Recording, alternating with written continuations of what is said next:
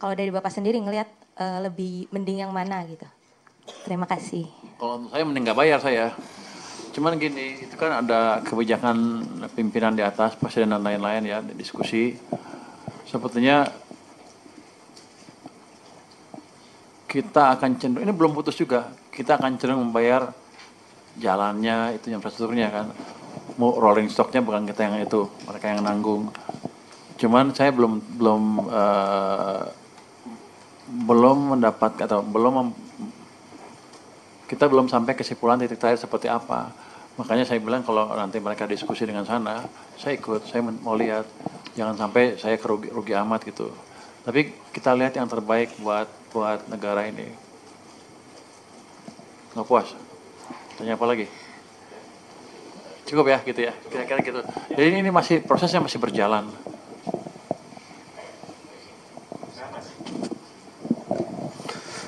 Izin Pak Fikri dari Bloomberg Technos Pak. Izin Pak mau menanya mengenai penerimaan pajak sampai September 2025 itu kan masih 62,4% dari outlook ya Pak ya. Dan itu ada potensi shortfall pajak gitu. Nah strategi dari pemerintah untuk sampai menjelang akhir tahun itu gimana? Terus pertanyaan selanjutnya itu mengenai kebijakan single profile untuk yang meningkatkan penerimaan pajak Pak. Itu alasan dan latar belakang dari mungkin dari Kemenkyu sendiri agar diperlakukan itu pertimbangannya seperti apa Pak? Terus selanjutnya itu mengenai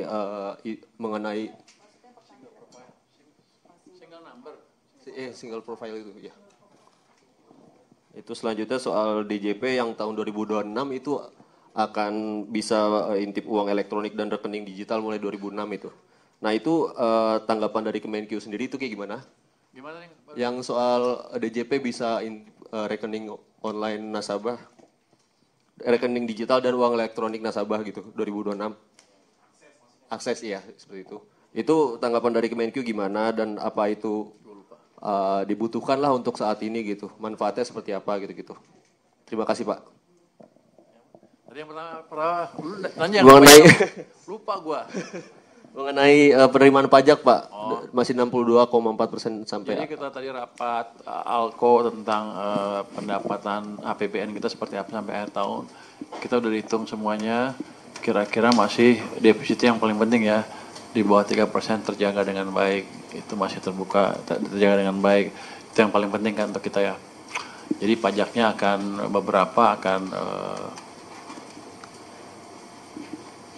ada beberapa yang belum bayar pajak secara penuh, akan kita approach, kita datangin supaya mereka bayar pajak tepat waktu. Ada tadi juga beberapa ratus pengusaha yang belum bayar pajak tepat waktu, kita akan kirim surat cinta juga ke mereka supaya bayar tepat waktu. Jadi segala effort diarahkan untuk yang belum bayar pajak pajak sesuai dengan aturan. Kalau yang single profile kenapa dijalankan ya tentunya supaya gampang ini, tapi itu sedang berjalan kan, belum akan berjalan waktu dekat kan, masih direncanakan, jadi masih proyek yang masih berjalan, tapi tujuannya supaya gampang. Begitu itu ya udah Anda punya perusahaan di mana-mana ya ketahuan itu pajaknya seperti apa, combine tuh dalam satu ini yang kelihatan lah, satu identity yang kelihatan gitu. Nanti kalau korteksnya udah lebih bagus dari sekarang juga itu bisa dilihat ya. Dan salah satu juga tadi meningkatkan kualitas atau meningkatkan penarikan pajak adalah dengan memperbaiki korteks. Korteksnya sekarang udah lebih bagus dibanding sebelumnya. Kelihatannya seperti itu. Yang ketiga tadi soal DJP tahun 2026 itu bisa intip uang elektronik dan rekening digital gitu Pak. Itu tanggapan dari Kemenkyu seperti apa? Terus juga manfaatnya itu sampai sekarang sih belum.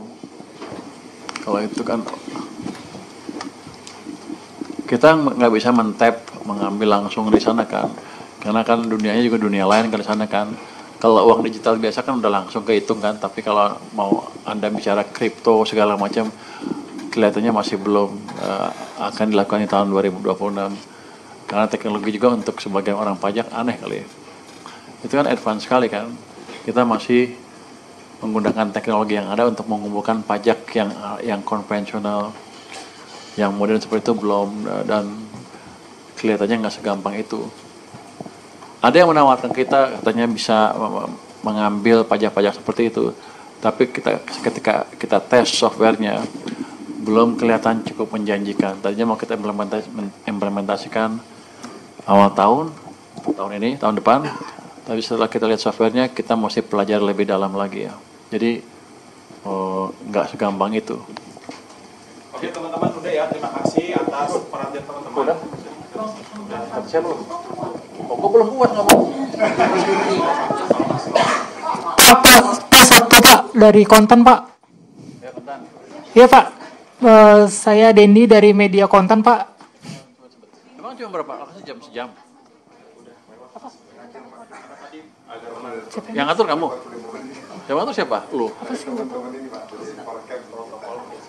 Biar aja kan gua menteri.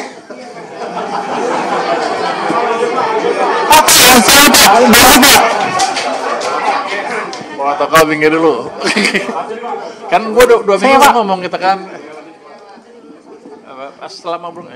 Pak, saya Dendi dari Media Konten, ada 3 pertanyaan Pak. Yang pertama soal update pengemplang pajak Pak. Yang dari 200 penunggak pajak itu realisasinya sekarang berapa ya Pak? Kemarin kan DJP menargetkan 20 triliun bisa tertagih ya Pak. Apakah ini bisa tertagih seluruhnya atau bagaimana Pak? Terus pertanyaan kedua Pak soal serapan belanja KL Pak. Apakah sampai sekarang ada KL yang masih serapan belanjanya rendah Pak? Terus untuk rencana realokasi ke anggaran MBG ini jadi atau enggak Pak? Terus pertanyaan ketiga soal CPNS Kemenkeu Pak. Bakal ngambil dari stan nggak tahu nggak Pak? Terima kasih. Atau dari luar stan Pak? Ya, lu nanya 3, gua udah lupa 3-3-nya. Iya Pak, ada 3 itu aja Pak. Yang pertama apa tadi? Pengemplang pajak 200 penunggak pajak. Itu yang 200 orang itu, ya kita kumpulkan terus kan targetnya 50 T ya. Tapi itu kan nggak bisa langsung kan, ada yang dicicil segala macam. Sampai sekarang baru terkoleksi 8 triliun. Sebagian masih mau bayar cicilan, sebagian lagi masih dikejar. Tapi kita akan yang 50 T itu akan kekejar pelan-pelan ya. Tapi baru 8 sekarang kira-kira. Yang kedua apa tadi? Tapi yang target 20 triliun Pak bakal bisa tertagih berarti sampai akhir tahun ini. Kemarin kan DJP targetnya 20 triliun tertagih Pak. Kemungkinan besar tertagih. Mereka jangan main-main sama kita. Apalagi yang kedua? Soal serapan belanja KL Pak. Serapan belanja KL sudah kita pelajari kan masih gerak nih. Cuman rata-rata masih sesuai dengan rencananya. Tapi ada juga beberapa yang sudah nyerah mengembalikan uang ke kita. Kita hitung-hitung ada 3,5 triliun yang dibalikin sampai dengan sekarang karena mereka nggak mampu belanjain. Itu kementerian apa aja Pak? Itu rahasia. Nanti gue dibilang mancing-mancing tuh. Yang 3 soal CPNS Kemenkeu Pak, apakah dibuka di luar stan atau gimana? saya pikir akan terbuka ya. Yang hybrid, ada stand, ada di luar stand. Kenapa kamu mau ngelamar sini? Ya, kita mau rekrut berapa? Oh belum. Kalau pejabat pasti jawabnya begitu. Kami sudah minta formular dari Pak RB, jadi kami nggak bisa jawab. Berapa mau rekrut lo? Kalau dari stan tahun ini Nggak, lo merekrut berapa total? 279. Itu stand. Ya. Mau rekrut berapa kita? Kemarin kita udah 1.113 itu dari Nggak, di luar kita stan. tahun ini mau rekrut berapa ke depan? Dan untuk sementara yang baru kita hitung 279 karena yang kemarin itu 1.100 sudah dari yang di luar stan. Nah tahun ini kita akan mengusulkan ya usulan DC yang Berapa? Pak Jaka tadi bilang 300. Yang SMA itu? Ya. Oh, jadi gini, kalau lihat dia terjemahan apa yang dia katain, nextnya stand semua. Karena 1.100 sebelumnya udah dari luar stand. Gitu loh jam. Kayak itu ya, satu. Yang kedua, kan bea cukai perlu tenaga lapangan tuh. Jangan semuanya bawa, harus ada yang ini tenaga tekniknya ya. Teknis yang ngambilin bea cukai itu. Anda lihat kan kita bocor di mana-mana, sebagian juga karena kurang orang. Kita akan rekrut 300 lulusan SMA seluruh Indonesia. Direkrut di masing-masing lokasinya nanti.